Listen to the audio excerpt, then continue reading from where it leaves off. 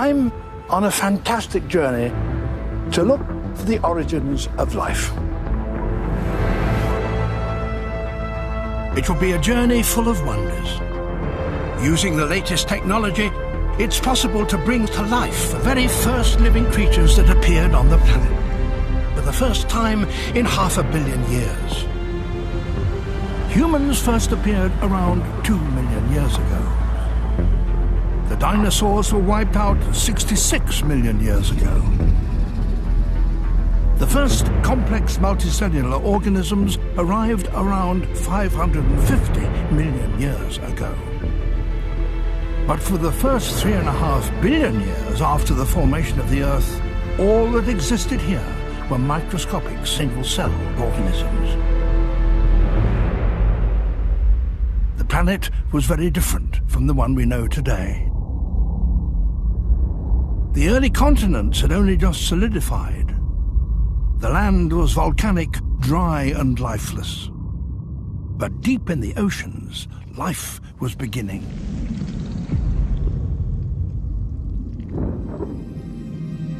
Here, there were single-celled organisms.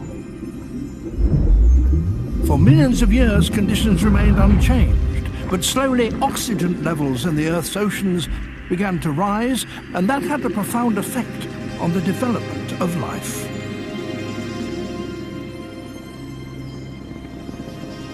Cells began to stick together, forming clumps, some of which would eventually evolve into the complex animals we know today. These clumps of cells were held together by strands of a new protein, collagen. It's sometimes called the sticky tape of the animal world. It's the most common protein in our bodies. Collagen enabled cells to stick together. The advantages of being multicelled were many. Clumps of cells could collect food more effectively. They could control the internal workings of their bodies and, by working in a coordinated way, be more efficient. It was the beginning of complex life.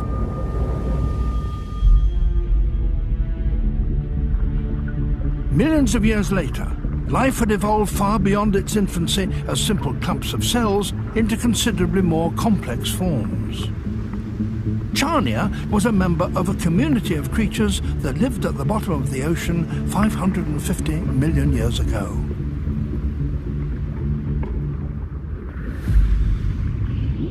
This strange leaf-shaped organism is the oldest large multicellular creature we know of. Anchored to the sea floor, well out of the reach of light, they grew up to 6 feet, 2 meters tall. Having such a simple body plan came at a heavy price. Just a few million years after they first evolved, they vanished. An evolutionary dead end.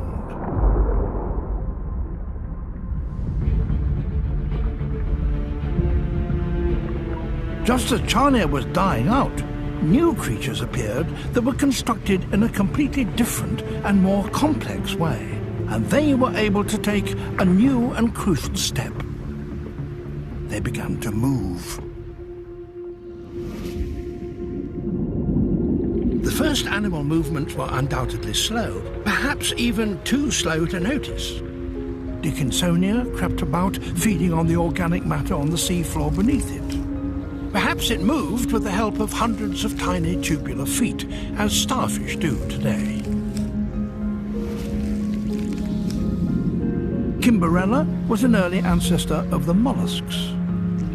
It probably had a single muscular foot, just as snails and slugs have, with which it pulled itself along the sea bottom. Sprigina was the first animal we know of with a head at one end and a tail at the other, and between a body with two identical halves, were it to be split down the middle.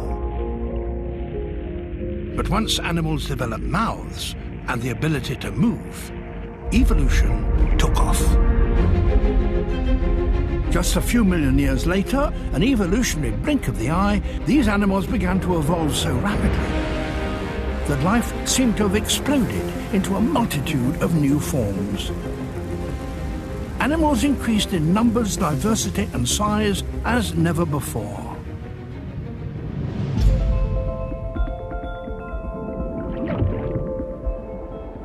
Suddenly, the oceans were teeming with life. Pikaia was a tiny worm-like animal, but it had something new. The beginnings of a backbone. It, or something very like it, was the ancestor of all vertebrates. And here is Opabinia, an animal so bizarre it looked like an unusually bold evolutionary experiment. The flaps along its side enabled it to propel itself forward. It had 5 eyes to search for food and a strange trunk with which to collect it.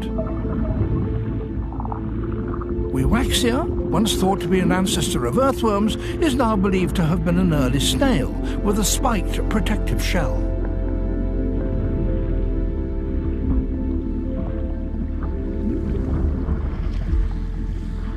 Hallucigenia was even stranger. Its spikes were probably defensive, for now there were predators around.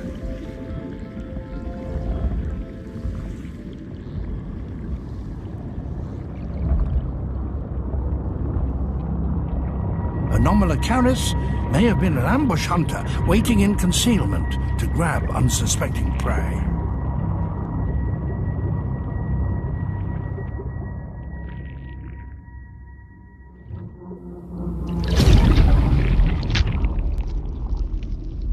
It could grow to over a metre, several feet in length. It was, as far as we know, the first big predator on Earth.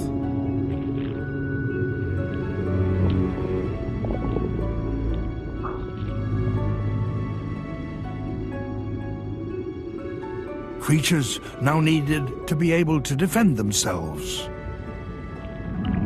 Ammonites, relatives of today's squid and octopi, evolved shells.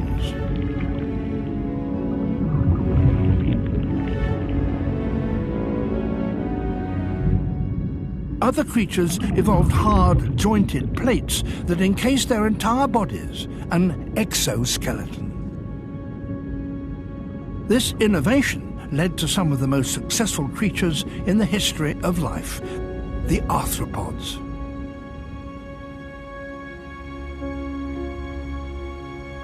These are called trilobites. Their exoskeletons made them very successful, and they colonized all kinds of different habitats, just as modern arthropods do today. So far, we have discovered about 17,500 different trilobite species, and they came in a whole variety of different shapes and sizes.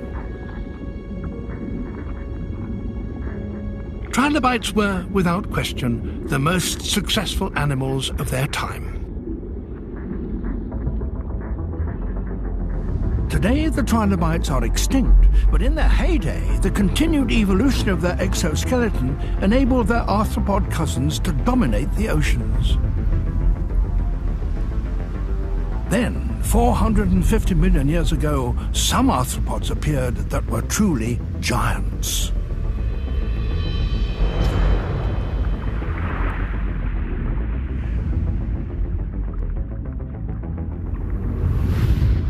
Sea scorpions were the top predators. They were the biggest arthropod that has ever existed. And they could grow up to 2.5 meters, 8 feet in length. The fundamental features of modern animals were being established, and the arthropods were the great pioneers.